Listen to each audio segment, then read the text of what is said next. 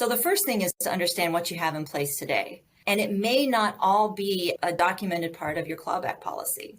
So take an inventory, start with the formal clawback policy and look at the provisions, but then also take a look at incentive plan documents, your bonus plan, your equity plan. There may be provisions included in those documents that should be added to the inventory. Look at equity award agreements. Oftentimes there are forfeiture provisions included in those that should be documented and included in the inventory. Look at individual contracts, employment agreements, even offer letters, just to see if there's any individual circumstances out there that need to be documented. Change of control plans sometimes also include provisions.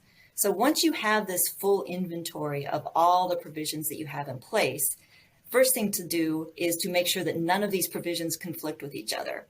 The second, and most important, is to then take a step back and think through some of the headlines where companies have gotten themselves into trouble lately, and ask yourself whether you and your board would have been able to take action if something like that had happened at your company.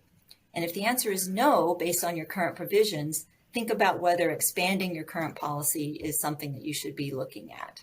Most companies that develop these policies, they want to develop a good policy, put it on the shelf, forget about it, and hopefully never have to use it. But the best time to think about changing the policy is before you ever have to need it.